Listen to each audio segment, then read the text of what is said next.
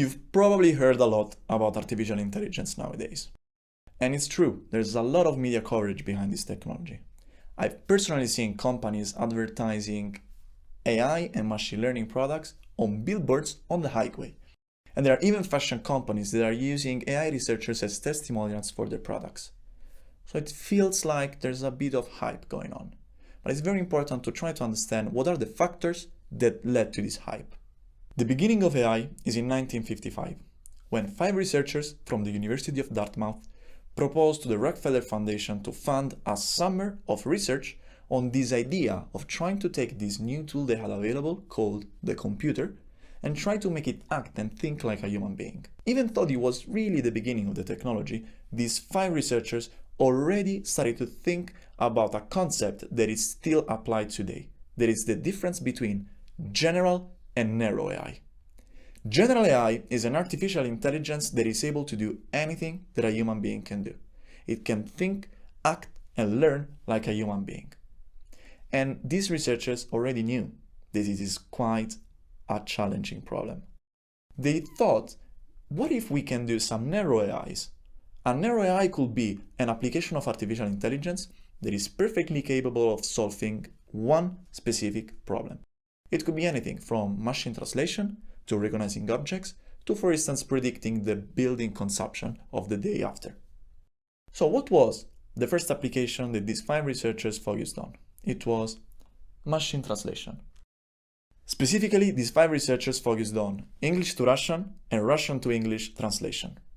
And the reason why is pretty clear if you think about the historical period of that time. It was 1956, so the tensions between US and Russia were quite high, and they needed to find a way to translate the messages in a way that they could trust, so possibly without people involved. Did this technology work? This is the question that the US government tried to answer in 1966 with the ALPAC report. This report was basically trying to assess whether the technology that these researchers were building could be used in real-world application. Unfortunately, the answer of this report was no. This technology wasn't still usable.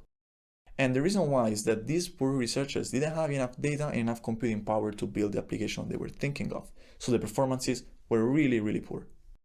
So this led to a period from 1966 to the 1980s in which no one is funding any more AI research, and the general hope behind the progress of this technology was very, very low. In the 1980s, private companies started to think, can we build AI using a different way? Can we build something called an expert system? How does an expert system work? It's quite easy if you think about it. You take an expert. An expert is someone who perfectly knows about a specific problem.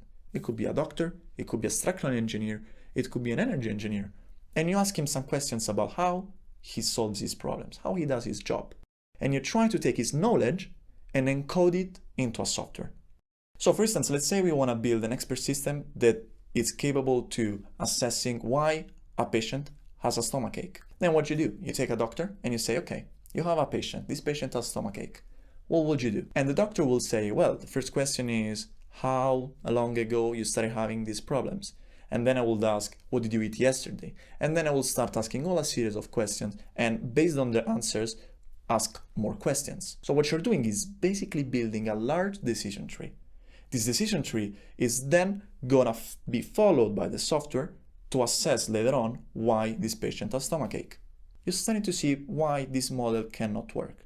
There are basically 2 reasons. The first one is, if a new situation occurs that you didn't think of when you built the decision tree, the system is gonna fail.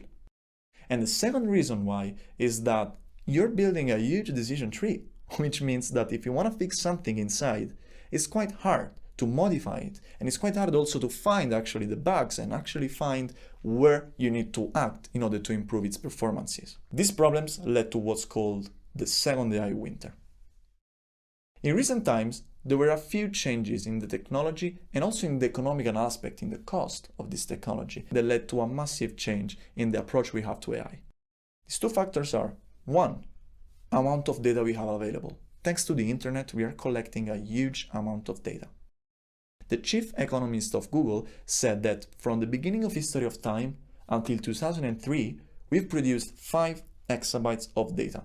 If we transform, for instance, the Bible in PDF and all the kind of artwork and text we've produced as human beings. Right now, we are producing 5 exabytes of data every 2 days.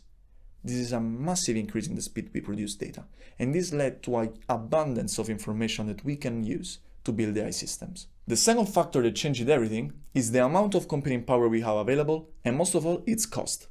Think about it. In 1997, the most powerful computer we had available was called the ASHI Red. This computer had 1.3 teraflops of computing power. It costed $55 million, and it was as big as a large house. It was 150 square meters. Right now, in 2017, NVIDIA, that is a company based in Silicon Valley, produced a graphical processing unit that has 110 teraflops of computing power. It costs just $3,000 and it fits in one hand. This is a massive increase in computing power and a massive decrease in the cost of this computing power. So these two factors, amount of computing power we have available and amount of data we have available, together with the crazy decreasing cost of these two, led to development of a technology called machine learning. Machine learning was actually something that it was already thought in the beginning of AI in 1956, but we've never had the amount of data and the amount of computing power to actually make it work until now. So what are the results we are getting with this technology? In the last few years, we've seen some major breakthroughs. For instance, we have computers that are better than humans in identifying objects from pictures. We have computers that are better than doctors in making some certain kinds of diagnoses. And we also have computers that are better than humans in playing games like poker, chess, or Go. The reason behind these breakthroughs is quite easy. We now have a lot of data, and for cheap, and a lot of computing power, and for cheap as well. This, together with new open source tools that are allowing researchers to build very fast and very cheap AI algorithms, are fueling the revolution that we are seeing today.